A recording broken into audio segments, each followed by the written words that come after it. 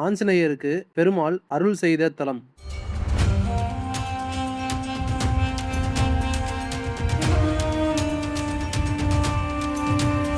கஜேந்திர மோட்ச தலமாக விளங்கும் 108 திவ்யதேச கோவில்களில் 9வது திவ்யதேசமாக இருக்கும் பெருமாள் கோவில்.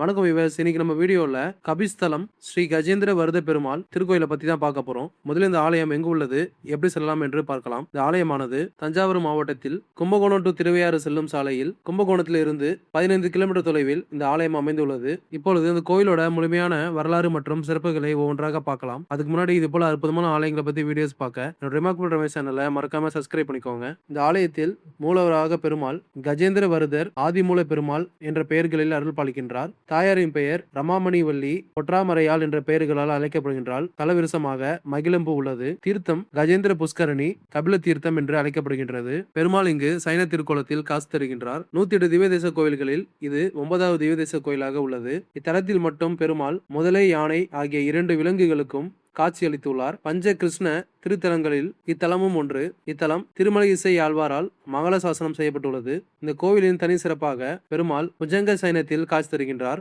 முதலை, யானைக்கு பெருமாள் காட்சி கொடுத்த தலமாக இது உள்ளது.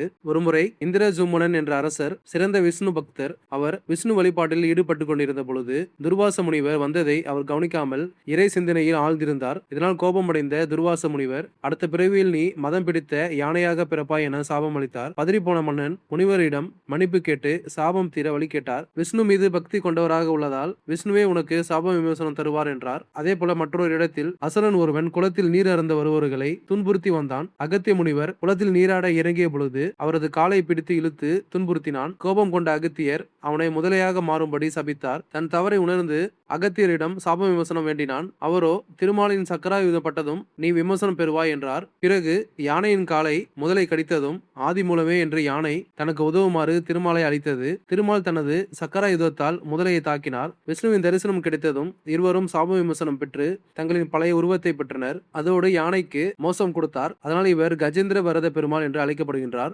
ஆஞ்சநேயருக்கு திருமால் அருள் பாலித்த தலம் என்பதால் இத்தலத்திற்கு கபி என்றால் குரங்கு என்று பொருள். எனவே கபிஸ்தலம் என்ற பெயர் பெற்றது. காவிரி கொள்ளிடம் ஆறுகளுக்கு இடையே கபிஸ்தலம் அமைந்துள்ளது. 5 அடுக்கு ராஜகோபுரத்தை கொண்ட இக்கோவில் கிழக்கு பார்த்தபடி புஜங்க சைன கோலத்தில் கஜேந்திர வரத பெருமாள் அருள் பாலிக்கின்றார். இந்த ஆலயத்தில் கஜேந்திர புஷ்கரணி பிரதான தீர்த்தமாக விளங்குகிறது. கோவிலுக்குள் கபில தீர்த்தமும் அமைந்துள்ளது. வைகாசி விசாகம், வைகாசி பிரம்மோற்சவம், ஆடி பௌர்ணமி தினங்களில் சிறப்பு திருமஞ்சனம் ஆராதனைகள் நடைபெறுகிறது. கோயில் திறந்திருக்கும் நேரம் காலை 7 மணி முதல் 12 மணி வரையும், மாலை 5 மணி முதல் இரவு 7:30 மணி வரையும் திறந்திருக்கும். இந்த அற்புதமான கபிஸ்தலம் திவ்யதேச பெருமாள் கோயிலை நீங்க வாய்ப்பு கிடைக்கும் போது நேரில் சென்று தரிசனம் செய்யுங்கள். மீண்டும் இது போல அற்புதமான ஆலயத்தில் சந்திக்கலாம். தொடர்ந்து இது போல ஆலயங்களை பத்தி வீடியோஸ் பார்க்க என்னோட ரிமார்க்கபிள் ரமேஷ் சேனலை மறக்காம சப்ஸ்கிரைப் பண்ணிக்கோங்க. அப்போ நான் போற வீடியோஸ் உங்களுக்கு ரெகுலரா வரும். ஓம் நமோ நாராயணா. நன்றி, வணக்கம்.